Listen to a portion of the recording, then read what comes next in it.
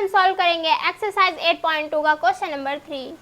Question number 3 है यदि tan a plus B equal में √3 और tan a minus B equal में 1/√3 और a प्लस बी की जो वैल्यू है वो 0 डिग्री से तो ज़्यादा होगी लेकिन 90 डिग्री से कम होगी या फिर उसके बराबर होगी और a की वैल्यू b से बड़ी होगी, तो a और b का मान याद कीजिए। इतना चीज़ आपका दिया हुआ है तो यहाँ सॉल्व कर लेते हैं।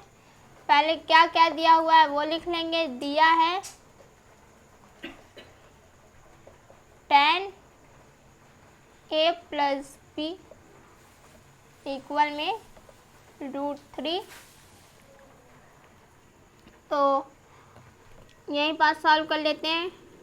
tan a plus B √3, tan में √3 किसकी वैल्यू है?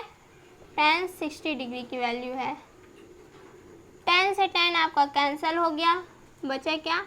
a प्लस बी इक्वल में 60 डिग्री।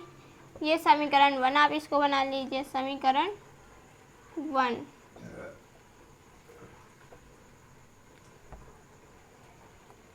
अब और क्या दिया हुआ? tan a minus B, tan a minus B equal में 1/√3, tan a माइनस बी। अब 1/√3 tan में किसकी वैल्यू है? 1/√3 tan 60 डिग्री की वैल्यू है, ओह सॉरी tan 30 डिग्री की वैल्यू है। tan से tan कैंसिल हो गया, बचा क्या?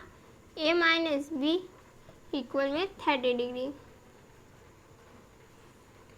ये इसको आप बना लीजिए समीकरण 2।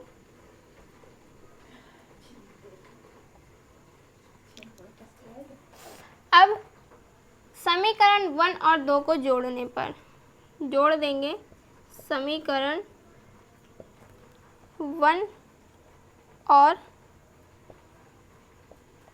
समीकरण 2 को जोड़ने पर तो क्या आएगा? a प्लस बी इक्वल में 60, a माइनस बी इक्वल में 30। यहाँ प्लस बी माइनस बी ये क्या हो जाएगा? कैंसिल हो जाएगा। यहाँ a और a क्या हो जाएगा? 2a इक्वल में ये भी प्लस हो जाएगा तो क्या हो जाएगा? 90।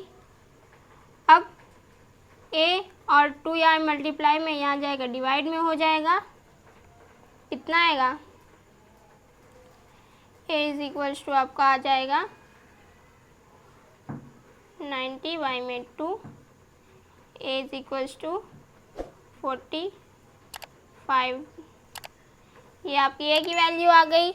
अब a की वैल्यू यहाँ 45 डिग्री है तो a की वैल्यू उठाकर समीकरण 1 या 2 में रख दीजिए। अब हम समीकरण 1 में रख दे रहे हैं। समीकरण 1 में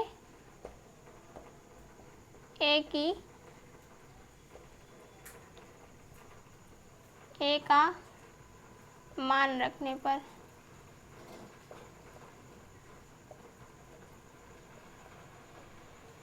समीकरण 1 आपका a प्लस बी इक्वल में 60 डिग्री, 60।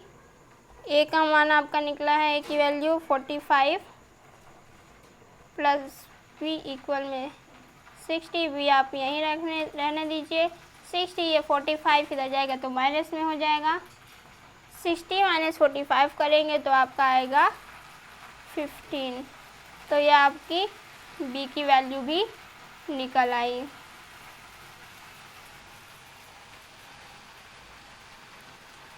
तो देखिए a और b की वैल्यू 0 से ज़्यादा है और अगर दोनों को प्लस करें तो 90 से कम है। प्लस करने पर क्या है? 90 से कम है, 70 आ रहा है। और a क्या है? b से बड़ा है। b देखिए छोटा और a बड़ा है, यानी कि हमारा आंसर क्या है? बिल्कुल सही है। तो चलिए अब हम क्वेश्चन नंबर 4 सॉल्व कर लेते हैं। तो क्वेश्चन नंबर 4 आपका है, बताइए कि निम्नलिखित में कौन सत्य है या कौन असत्य है, कारण सहित अपने उत्तर की पुष्टि कीजिए। सत्य असत्य बताना है और साथ में कारण भी बताना है इसमें। तो देख लेते हैं, यहाँ साइन ए प्लस बी, इसका जो फर्स्ट पार्ट है वो दिया साइन ए प्लस बी इक्वल में साइन ए प्लस साइन बी। कह रहे ये दोनों बराबर है या नहीं। तो यहाँ मान लेते हैं, माना a is equals to 30 degree और b is equals to 30 degree. इसको मान लेते हैं हम। तो a की जगह हम 30 लिख देंगे, साइन 30 प्लस b की जगह भी 30 इक्वल में साइन 30 प्लस में साइन 30 ऑफ साइन 30। तो 30 प्लस 30 हो जाएगा आपका 60, साइन 60 डिग्री इक्वल में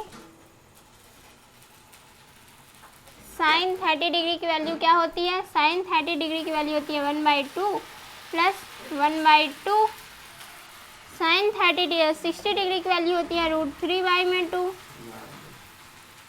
यहाँ का एलसीएम लेंगे 2 आएगा, 1 + 1 √3/2 इक्वल में आ जाएगा आपका 2/2।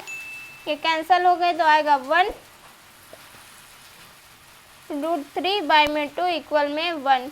ये दोनों क्या है, बराबर नहीं है, does not equal to, sorry ये बराबर नहीं है। तो ये क्या हो गया, असत्य हो गया। लिख दीजिए असत्य। तो नेक्स्ट क्वेश्चन यहाँ दिया हुआ है, थीटा में वृद्धि होने के साथ साइन थीटा के मान में भी वृद्धि होती है या नहीं। तो थीटा क्या होता है, थीटा आपका एंगल होता है और यहाँ किसके मान में वृद्धि कह रहा है, साइन थीटा के मान में वृद्धि कह रहा है।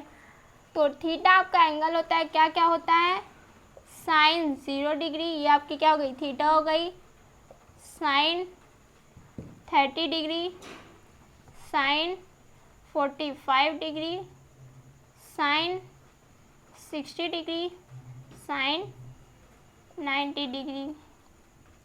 तो देखिए थीटा में वृद्धि हो रही है 0 से 30, 30 से 45, 40 से 45 से 60 और 60 से 90।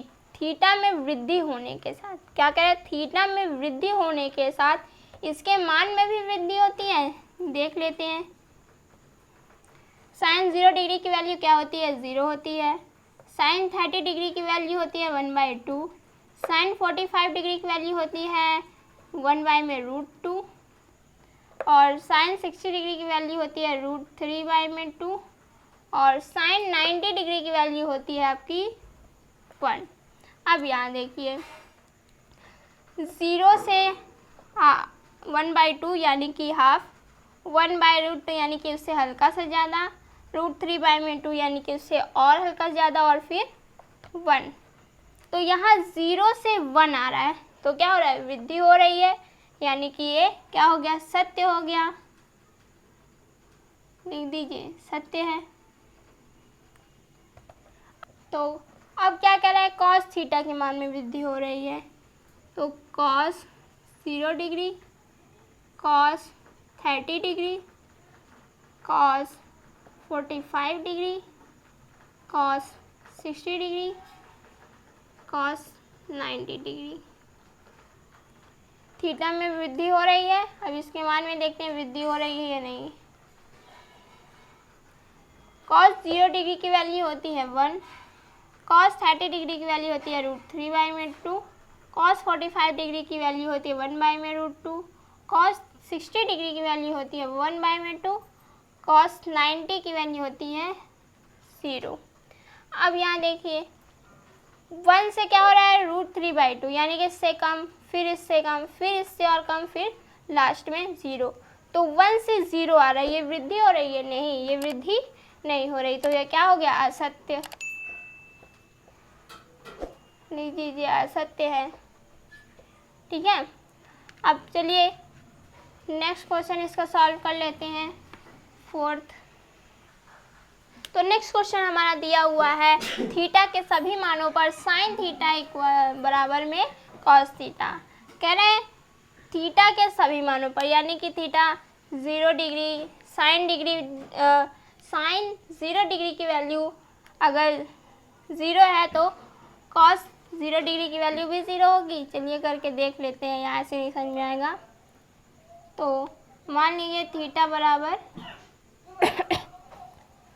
थीटा 0 मान लेते हैं पल में, यहाँ भी साइन 0 हो जाएगा। फिर साइन 0 डिग्री की वैल्यू क्या होती है?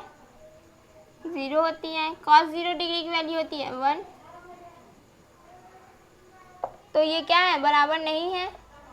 चलिए और देख लेते हैं। साइन 30 डिग्री की वैल्यू क्या होती है? थीटा बराबर 30 डिग्री हमने रखा, तो साइन 30 की वैल्यू होती है 1/2। कॉस 30 डिग्री की वैल्यू होती है √3/2। ये बराबर नहीं है। अब इसी तरह साइन 45 का देख लेते हैं। थीटा बराबर 45 लेने पर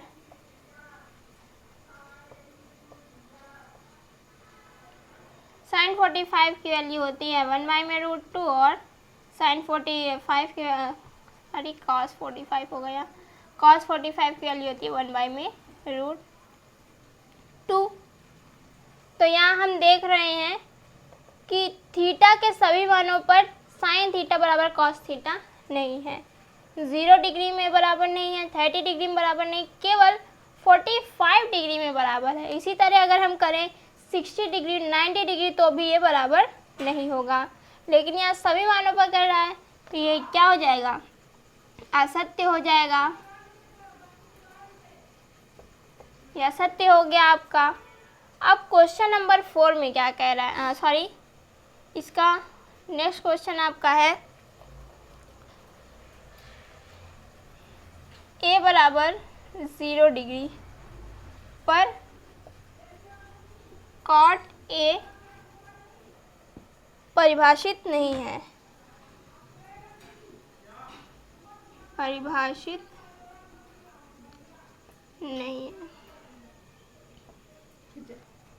तो अगर यहाँ दिया हुआ है, लिख लीजिए, चूंकि a = 0 डिग्री तो कॉट ए क्या हो जाएगा? Cot 0 degree. अब कॉट 0 डिग्री की वैल्यू क्या होती है? कॉट 0 डिग्री की वैल्यू आपकी होती है, कुछ नहीं होती, ये अपरिभाषित होता है। क्या होता है? अपरिभाषित। तो ये क्या हो गया? ये परिभाषित नहीं है होगा क्वेश्चन में आपका। तो ये क्या है? अपरिभाषित, यानी कि ये सही है, परिभाषित नहीं है, लिख दीजिए सत्य है। तो आपका क्वेश्चन नंबर 4 तो और एक्सरसाइज 8.2 आपका कंप्लीट हो गया है। तो आज के लिए बस इतना ही। नेक्स्ट वीडियो में हम सॉल्व करेंगे एक्सरसाइज 8.3।